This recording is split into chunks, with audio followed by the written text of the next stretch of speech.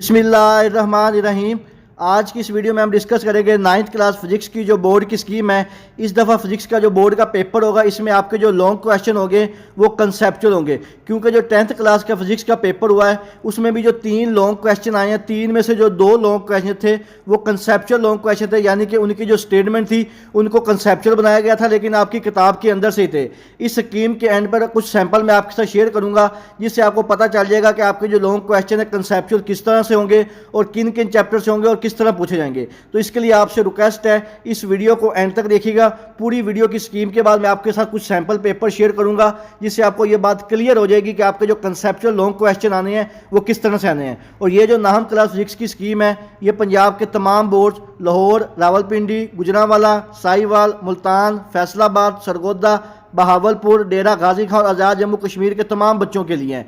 Video शुरू करने से पहले तमाम बच्चों से रिक्वेस्ट है एक दफ़ा दुरूद शरीफ पढ़ के कमेंट में डन लिख दीजिएगा। अल्लाह ताला से दुआ है अल्लाह ताला तमाम बच्चों को उनकी उम्मीदों से ज़्यादा नंबर दे और अच्छे ग्रेड के साथ कामयाब करे। तो सबसे पहले हम बात करते हैं ऑब्जेक्टिव पेपर की, जिसको आप MCQ वाला पेपर भी कहते हैं।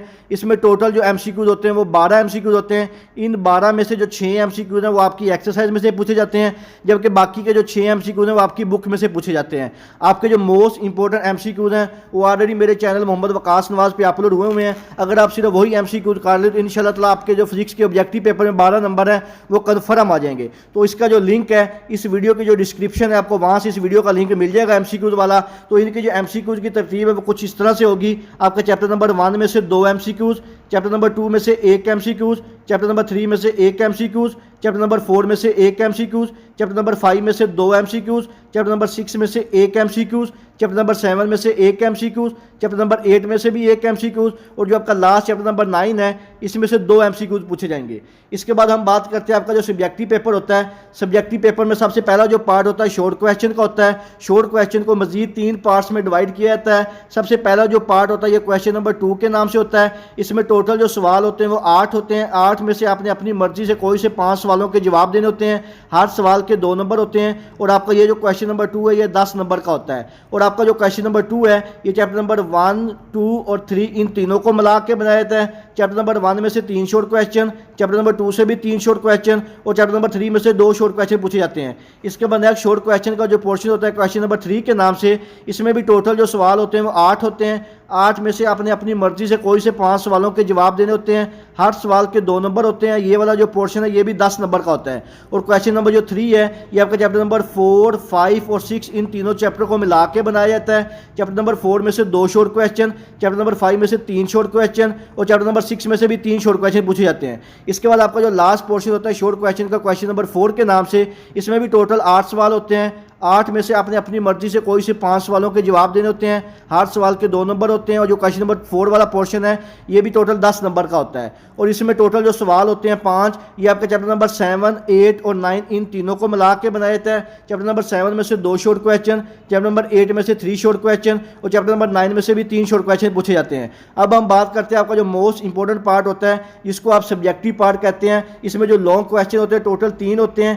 3 में से आपने कोई से 2 लॉन्ग क्वेश्चन के आंसर देने होते हैं। हर लॉन्ग क्वेश्चन के 2 पार्ट होते हैं, ए पार्ट और बी पार्ट। लेकिन इसमें जो ए पार्ट होगा जिसको आप थ्योरी वाला पार्ट कहते हैं, इसके 80 से 95% चांसेस हैं कि ये वाला आपका जो थ्योरी वाला पार्ट है ये कंसेप्चुअल होगा। कंसेप्चुअल से क्या मुराद है कि जो क्वेश्चन है वो आपकी किताब के अंदर से ही होंगे लेकिन इनकी जो स्टेटमेंट है उनको चेंज किया जाएगा। इस स्कीम के बाद मैं आपके साथ कुछ पेपर के सैंपल शेयर करता हूं जो कि कंसेप्चुअल पेपर की बेस पे बने हुए हैं। इंशाअल्लाह ताला वहाँ पे आपको डिटेल से कन्फर्म हो जाएगा कि जो कंसेप्चुअल सवाल आने हैं वो किस तरह से आने हैं और आपने उसकी किस तरह तैयारी करनी है। तो सबसे पहला जो आपका लॉन्ग क्वेश्चन होता है क्वेश्चन नंबर 5 के नाम से, इसका जो ए पार्ट है या तो चैप्टर नंबर 1 में से आएगा या चैप्टर नंबर 2 में से आएगा और इसका जो बी पार्ट है ये चैप्टर नंबर 3 में से बनेगा। लेकिन इसमें कन्फर्म नहीं है कि चैप्टर नंबर 1 में से आएगा या चैप्टर नंबर 2 में से आएगा। लेकिन बी जो पार्ट है जो न्यूमेरिकल वाला पार्ट है इसके चांसेस ज़्यादातर यही है कि बी जो पार्ट है चैप्टर नंबर 3 में से बनेगा। अगर आपने क्वेश्चन नंबर 5 को अटैम्प्ट करना है तो आपको चैप्टर नंबर 1, चैप्टर नंबर 2 और चैप्टर नंबर 3 इन तीनों चैप्टर की थ्योरीज भी अच्छी तरह से प्रिपेयर करनी पड़ेंगी और न्यूमेरिकल को भी प्रिपेयर करना पड़ेगा। लेकिन ज़्यादातर जो 80 से 90% चांसेज हैं कि चैप्टर नंबर 3 में से न्यूमेरिकल पूछा जाएगा। इसके बाद नेक्स्ट जो आपका लॉन्ग क्वेश्चन है, क्वेश्चन नंबर 6 के नाम से, इसका जो ए पार्ट है जिसको थ्योरी वाला पार्ट कहते हैं, इसके 80 से 90% चांसेज या तो चैप्टर नंबर 4 में से पूछा जाएगा या चैप्टर नंबर 5 में से पूछा जाएगा। और जो बी पार्ट है जो कि न्यूमेरिकल होता है, इसके ज़्यादातर चांसेज जो है चैप्टर नंबर 6 में से पूछा जाएगा। अगर आपने क्वेश्चन नंबर 6 को अटैम्प्ट करना है तो आपको चैप्टर नंबर 4, चैप्टर नंबर 5 और चैप्टर नंबर 6 ये वाले तीनों चैप्टर की थ्योरी भी अच्छी तरह आनी चाहिए और न्यूमेरिकल भी अच्छी तरह आनी चाहिए। लेकिन 80 से 90% चांसेस है कि चैप्टर नंबर जो 6 है इसमें से न्यूमेरिकल पूछा जाएगा। इसके बाद आपका जो लास्ट लॉन्ग क्वेश्चन है, क्वेश्चन नंबर 7 के नाम से, इसका जो ए पार्ट है या तो चैप्टर नंबर 7 में से पूछा जाएगा, चैप्टर नंबर 9 में से पूछेगा, जबकि इसका बी जो न्यूमेरिकल वाला पार्ट है वो चैप्टर नंबर 8 में से पूछा जाएगा। अगर आपने क्वेश्चन नंबर 7 को अटैम्प्ट करना है तो आपको चैप्टर नंबर 7, चैप्टर नंबर 8 और चैप्टर नंबर 9 इन तीनों चैप्टर की थ्योरी और न्यूमेरिकल को अच्छी तरह से प्रिपेयर करना पड़ेगा। लेकिन 80 से 90% चांसेस है कि जो चैप्टर नंबर 8 है इसमें से न्यूमेरिकल वाला सवाल पूछा जा सकता है। यहाँ पे एक आपको नोट भी बता दूं कि ए और बी पर दोनों न्यूमेरिकल या दोनों थ्योरी भी पूछे जा सकते हैं। किसी भी बाब से न्यूमेरिकल पूछा जा सकता है जो हर बोर्ड में मुख्तलिफ होगा। न्यूमेरिकल पूछे जाने के जो गालबन अमकानात हैं वो बाब नंबर 6, 3 और 8 इन तीनों के हैं, यानी कि जो 80 से 90% चांसेस हैं कि इन तीनों चैप्टर में से न्यूमेरिकल पूछा जाएगा, जबकि जो बाकी के रिमेनिंग चैप्टर हैं इनमें से थ्योरी के चांसेस ज़्यादा हैं। लेकिन जो बच्चे अच्छे हैं जिन्होंने पूरी तैयारी करनी है उनको चाहिए कि जो भी उन्होंने पेयर करना है, अगर उसने क्वेश्चन नंबर 5 करना है तो ये वाले 3 चैप्टर, क्वेश्चन नंबर 6 करना है तो ये वाले 3 चैप्टर और क्वेश्चन नंबर 7 करना है तो ये वाले 3 चैप्टर के थ्योरी और जो न्यूमेरिकल है इनको अच्छी तरह से प्रिपेयर करें। इंशाअल्लाह ताला आपका जो फिजिक्स का 100% पेपर है इसी के मुताबिक आएगा। इसके बाद हम बात करते हैं कुछ सैम्पल पेपर की, जो कि आपके सैम्पल पेपर है कि किस तरह आपका जो कंसेप्चुअल पेपर है उसको बनाया जाएगा। ये मेरे पास एक फिजिक्स का सैम्पल पेपर है जिसमें आपको मजीद क्लियर हो जाएगा कि आपके जो कंसेप्चुअल लॉन्ग क्वेश्चन है वो किस तरह से आएंगे। तो ये जो लॉन्ग क्वेश्चन, इसमें सबसे पहला जो लॉन्ग क्वेश्चन है, डोरी से मुंसलिक अजसाम के सिस्टम का एक्सीलरेशन और टेंशन मालूम करें जबकि डोरी और जबकि दोनों अजसाम अमूदन हरकत कर रहे हैं।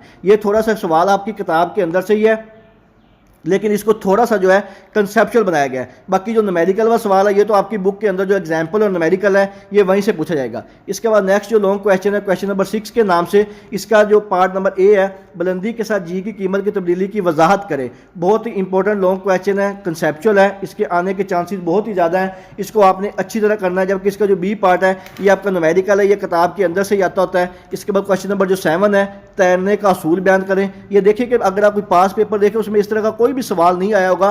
खास तौर पे इस दफ़ा जो बोर्ड के सवाल आ रहे हैं वो सारे के सारे कंसेप्चुअल बन के आ रहे हैं। 10th क्लास फिजिक्स का पेपर जो है वो 80 से 90% जो लॉन्ग क्वेश्चन थे वो कंसेप्चुअल थे। और इसी तरह जो 9th क्लास का फिजिक्स का पेपर है इसके भी लॉन्ग क्वेश्चन जो थ्योरी वाले होंगे वो कंसेप्चुअल होंगे। इसके साथ हम एक और पेपर है उसको भी मैं आपके साथ शेयर करता हूँ, वहाँ पर आपको मजीद क्लियर हो जाएगा कि किस तरह के कंसेप्चुअल सवाल आएंगे। ये सवाल नंबर 5 है, थ्योरी वाला सवाल है। सैकड़ों गेज क्या है, इसका तरीका बयान करें। बहुत ही इंपॉर्टेंट कंसेप्चुअल सवाल है। सैकड़ों गेज के बारे में आपने डिटेल से लिखना है कि सैकड़ों गेज और वर्नियर कैलिपर, ये 2 सवाल अच्छी तरह करके जाइएगा। इंशाल्लाह इसमें आने के चांसेस बहुत ज़्यादा है। इसके बाद ये न्यूमेरिकल है, ये तो यार एग्जाम्पल होती है, लास्ट से आया होता है। इसके बाद ये सवाल नंबर 6 है, इसका ए पार्ट है, सैटेलाइट क्या है, आर्टिफिशियल सैटेलाइट पर नो लिखें। अब देखिए कोई पास पेपर में पहले इस तरह का कभी भी सवाल नहीं आया, लेकिन इस दफ़ा जो कंसेप्चुअल सवाल आने के चांसेस हैं तो ये सवाल आ सकता है। इसके बाद नेक्स्ट क्वेश्चन नंबर 7 है, इसका जो थ्योरी वाला क्वेश्चन है, हुक का कानून बयान करें। पास पेपर में देखेंगे कि जो हुक का कानून है वो अक्सर शॉर्ट सवाल में आता है, लेकिन इस दफ़ा जो कंसेप्चुअल पेपर है तो इसके आने के चांसेस बहुत ज़्यादा हैं। जबकि न्यूमेरिकल जो है वो एग्जाम्पल या न्यूमेरिकल वाले हिस्से में से आता है।